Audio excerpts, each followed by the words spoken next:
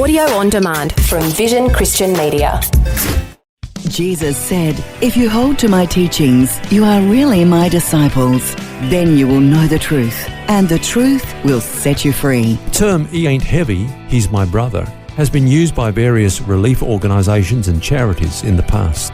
Its origin is uncertain, but it became popularised in 1969 when the song based on those words by the Hollies was brought out. Of course, it's a Christian virtue as well. Many years ago, Paul said, "Carry one another's burdens and fulfill the law of Christ."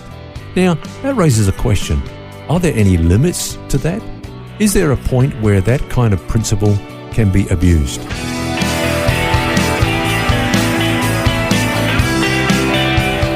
This is Set Free with Ken Legg. And hello, Phil is my name. And this week we're looking at relationships, particularly when they're unhealthy or turn bad. And we've talked about this whole thing of toxic relationships, Ken, this week, or damaging relationships, how sometimes people want to control other people, or some people just want to change those that are around them, family, friends, or others. And often they do that with the very best of intentions, don't they?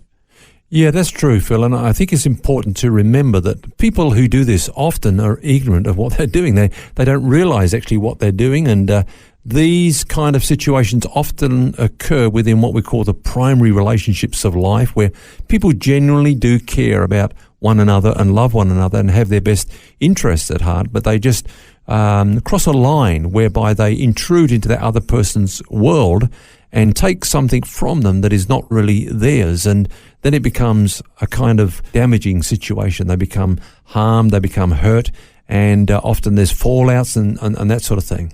And today I want to talk about another kind of toxic relationship, and that's a kind of scenario where one person wants to be carried by others that they're related to. What do you mean by that? Well, a carrying relationship is one where a person attempts to shield another person from the consequences of their wrong behaviour. There are some things that go together in life, and they must never be separated. You know, what God has joined together, let no man put asunder. Well, there's two things here that go together. One is responsibility, and with that goes accountability. God wants me to be a responsible person. Now, with that responsibility, there's accountability. In other words, He's given me the freedom to choose, to make decisions, to do things and so on, but I've got to take accountability. So how would we see that playing out? In a family situation, perhaps?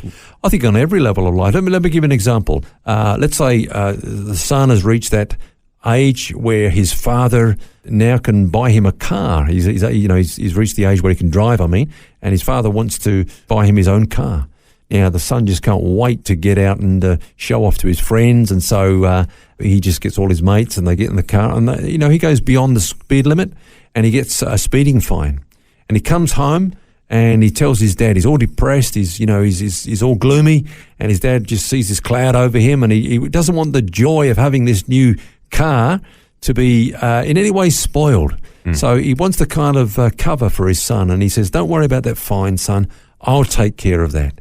Now, actually, that fine, that speeding fine, is helping that young man to become responsible. The accountability that's placed upon him to answer for his action will actually help him to become more of a responsible person in life. If his father shields him from that, he'll never become responsible. So the father thinks he's doing something loving and doing his son a favour, but really he's displaying, I guess, what you might call toxic love. Yeah, that's right. I mean, he's actually disrupting a process that God sets in motion for our lives to discover how to become responsible people. It's called the law of sowing and reaping. And it goes like this: if I sow, I will reap. So that's how I learned that there are consequences for my actions. And often that's quite an awakening for the 16, 17-year-old when suddenly they discover there are consequences to their actions with things like that. That's right. But let's put it this way. If the son sows, but the father reaps, he takes, the unpleasant consequences of his son's behaviour, then that son will never learn that there are consequences for wrong behaviour. So he'll never change his behaviour. Why should he? Because he's sown, but his father's reaped the consequences. As parents, it's really hard to sometimes let your kids take those consequences that are coming to them. But it's so important that they do. And it comes into this whole area of, I guess, what you'd call tough love. I know Dr. James Dobson has used that term quite a lot, and that's what's needed sometimes, but it's not always easy, is it? No, that's right. And I like that term, tough love, because the alternative is this other thing we're talking about, which is toxic love. Tough love ultimately is better than toxic love.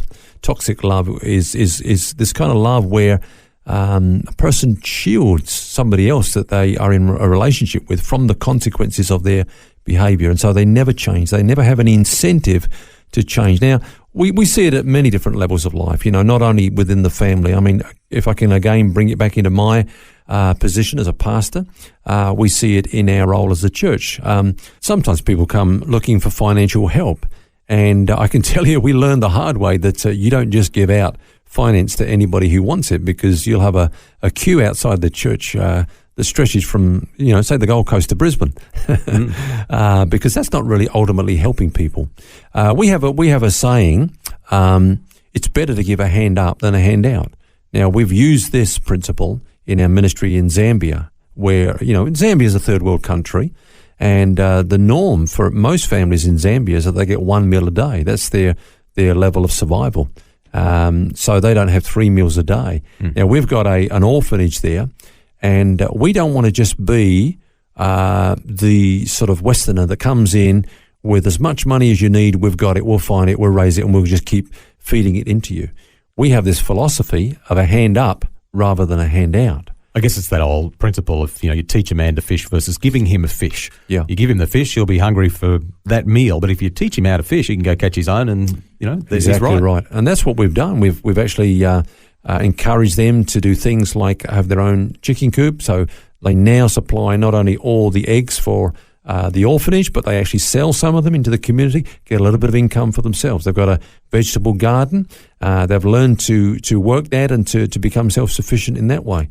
We've just purchased a hammer mill, which crushes a lot of the the corn and that sort of thing that's grown locally. So people come and they have their corn crushed there, and that's provided a source of income for them. I mean, the goal ultimately is that we help people to become self-sufficient and so on, rather than just giving them a handout. They'll never become responsible people in life if we have that kind of mentality.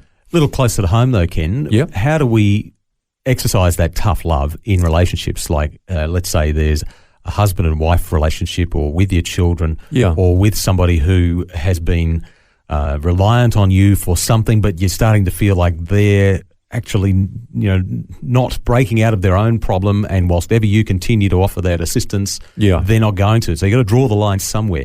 How do you do that in a Christian manner? Yeah, well, let's take another example. Okay, let's say a man has got a problem with a bad temper, and he keeps exploding and lashing out at people, and just making things generally unpleasant for him and his family and those around him. Now, the wife can cover for him and make excuses for him. She can say, "Oh, well, he's been under a lot of stress, and you don't know the workload that he's carrying, and he's a good man, really," and all this sort of thing. Yep. And that's what we call toxic love. It looks nice and it sounds nice, but it's not helping him to change. So to answer your question, the best way is to change that for tough love. Let him become accountable for his own actions. Don't apologize for him. Don't clean up after him. Don't make allowances in that sense. Just let him answer for his actions. And that way there's an incentive for him to change. So you're not saying that she should sort of make him look bad, but she's just allowing the natural consequence to flow through, that he faces his own music. Is that what you're saying? I think that's a good way to put it, Phil. He's left with the explaining to do, rather than her covering up and shielding him from those consequences. But in any case, it's probably not going to be easy and fun, but that's the nature of tough love, isn't it? That's right, and that's what's going to put pressure upon him ultimately to change.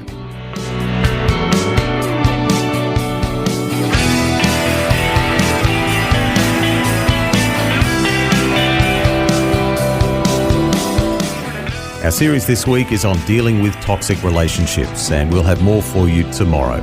Until then, remember, you don't have to carry that baggage, because God wants you to be set free.